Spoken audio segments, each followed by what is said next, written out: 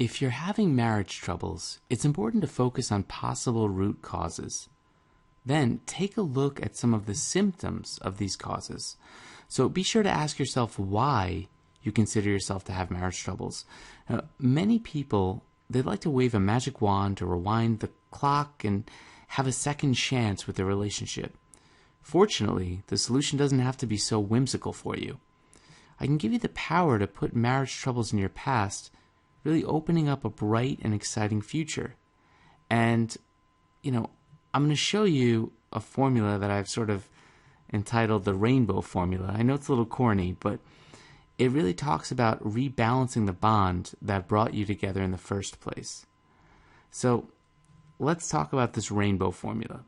Reaching out to your partner for a hug is really a great first step. You want to be sure to show affection whenever you want.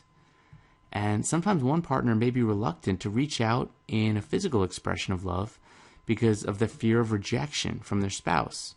But it's important you make the attempt anyway. And even if you do get rejected by your spouse for physical initiations, you're showing the care behind the gesture. And it's that care that's going to really strengthen your bond. And next, you're going to act on their response to your gesture of love. So if your spouse embraces you and embraces your attempts, then great. Keep the habit going and become more physically affectionate. And it can be as simple as holding hands, caressing their leg, rubbing their back, or running your fingers gently through their hair. You want to ignite this passion and just have a kiss. If it's there, take things to the next level. But otherwise, just enjoy the closeness and know that your physical relationship will build from these small steps. Now, make sure you work on this small token of affection every single day. Persistence and consistency is important. And you won't be perfect, and it's easy to become absorbed by your own mind. It's okay, if every thought you have doesn't serve your marriage. The important thing is setting aside time every single day that does serve this purpose.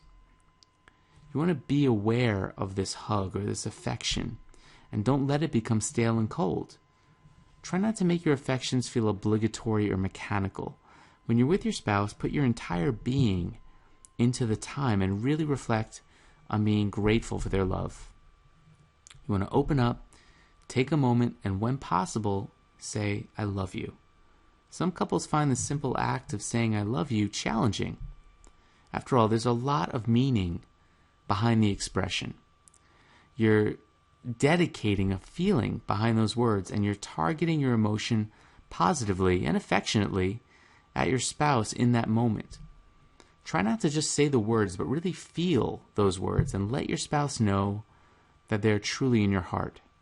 This builds a sense of oneness in a marriage. You should write down one of your marriage troubles to tackle today. And this is really a big one. If you have a lot of obstacles that are making your marriage tumultuous, try not to fix on them all at once. I know firsthand that can be the initial desire. Just fix everything all at once. Instead, chip away at the problems that are interfering with your ultimate happiness and work at them one at a time. Marriage troubles differ couple by couple. You might be watching this video for any array of reasons. Maybe your partner cheated, or you or your spouse are bored, or you argue constantly, or your sex life is just history. Maybe you're having financial troubles, which have meant many cutbacks in the household. Or even just the pure, simple day-to-day routine of life, that can cause marriage troubles. And it's so important to know that you're not alone. Make a list now of the challenges you're facing, as many as you can think of, including the day-to-day, moans and groans or more serious issues. And now, next to each one, I want you to rank them between 1 and 10.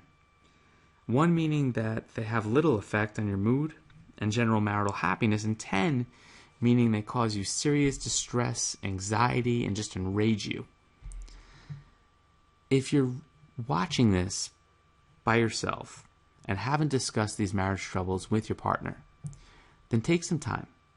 Using a piece of paper, brainstorm the things that your partner finds troubling in your relationship. So, for example, what was your last argument about? Think back to when they used to talk to you without problems within the marriage. Even if they've stopped mentioning those things, what were they? You can get back on track by becoming more aware of the issues you both hold dear to you and recognizing that each of you is just as important as the other in your relationship. And in the same way, you did for this list of relationship issues, write down a number between 1 and 10 of what you feel your partner would feel were the key problems. Has this process made you think differently about any of their viewpoints versus your own? And most importantly, don't overwhelm yourself. Remember, this last step of this rainbow formula is tackle one problem at a time. When you let all the problems in your marriage run around in your mind frantically, it's easy to feel completely overwhelmed. So just stop. Make the issues manageable and take on one at a time. Marriage troubles are complicated, so focusing on one by itself, it's empowering to change your current circumstance.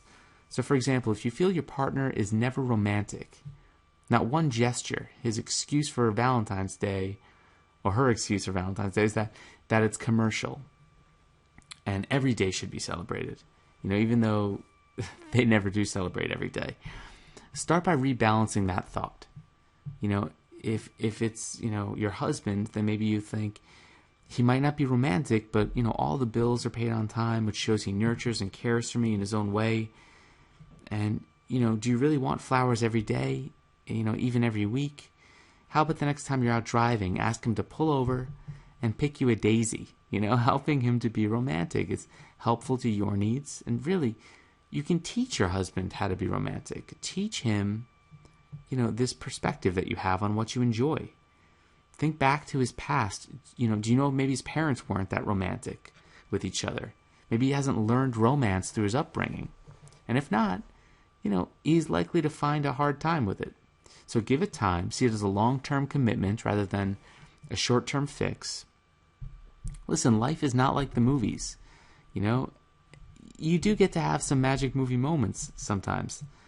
And when you do, you really have to make it happen yourself. So, maybe, make more of an attempt to teach your spouse how to be romantic and how to take these small steps. These small steps are really all that's needed to get the ball rolling. Don't let yourself believe that you can fix everything at once or in a week or a month. By using this method, you're going to see significant changes in your marital harmony in the coming weeks. And while you work through your key marriage issues, keep talking, focus on active listening, and don't be tempted to enter into an unconstructive argument with your partner. Remember, active listening is giving your partner a chance to talk, giving them good eye contact, making sure that you're not multitasking at the same time. You want to repeat back what they've said, asking if they want to add anything else. And this keeps things calm, helping avoid arguments. You want to avoid minor issue arguments when possible. So if, for example, you pull up your car at the side of the road and they refuse to pick up a daisy or a flower, to be romantic, get out of the car and pick one up yourself and say you're still going to treasure it as a moment together and be genuine. Smile and feel genuinely happy about your attempts to help your marriage. Don't give yourself anxiety over the timeline of restoring your marriage. It's going to happen very gradually, but if you take the right steps, it will happen slowly over time. Your partner will likely pick up some of their own romantic gestures or whatever marriage troubles you focused on. Get your relationship back into sexy, spontaneous romance. Get it back to that place that it once was. And watch my free video right now at mindyourmarriage.com. It's going to help you restore your marriage and rekindle your passion really in just minutes. So check it out right now at mindyourmarriage.com. I'll see you there. Bye.